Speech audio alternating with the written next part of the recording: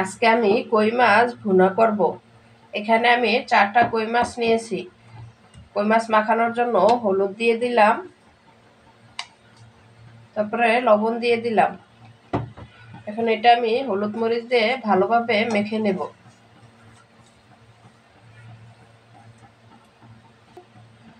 মাছটা ভালোভাবে মেখে নিয়েছি।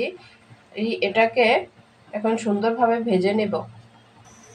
প্যানটা গরম হয়ে গেছে, মাছ ভাজার জন্য তেল দিয়ে দেব। তেলটা গরম হয়ে গেছে, এখন মাছ দিয়ে দেব। আসসালামু আলাইকুম গাইস, আপনারা সবাই কেমন আছেন?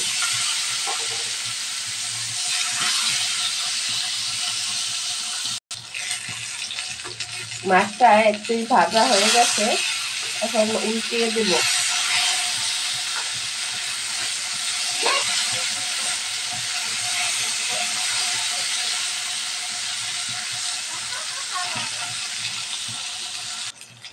মাছ ভাজা হয়ে গেছে, এখন একটা বাটিতে তুলে নেব।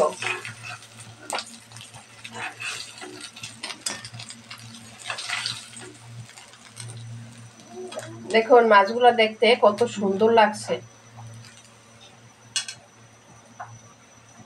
মাছটা রান্না করার জন্য তেল দিয়ে দেব।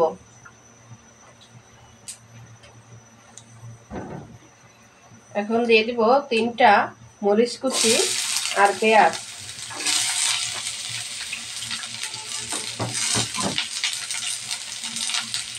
পেঁয়াজটা আমি ভালোভাবে ভেজে নেব।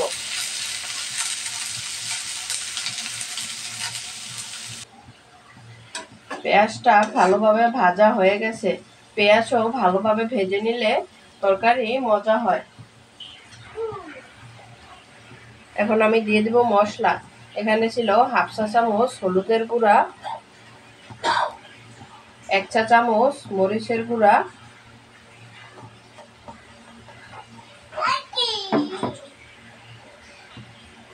1/2 চা চামচ টালা জিরার গুঁড়া,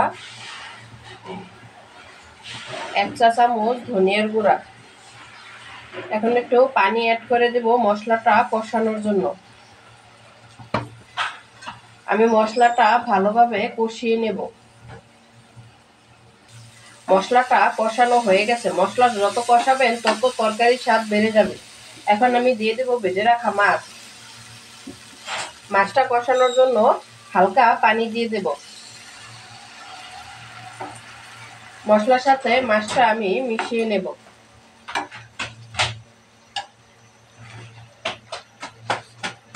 আর দিয়ে দেব স্বাদ মতো লবণ।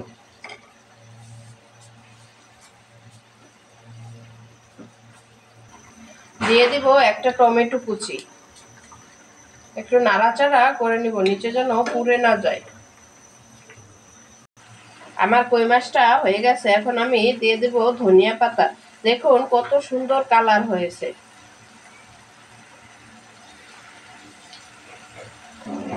আমার ভিডিওটি যদি আপনাদের কাছে ভালো লেগে থাকে তাহলে শেয়ার করে দেবেন আর কমেন্টে জানাবেন। আল্লাহ হাফেজ।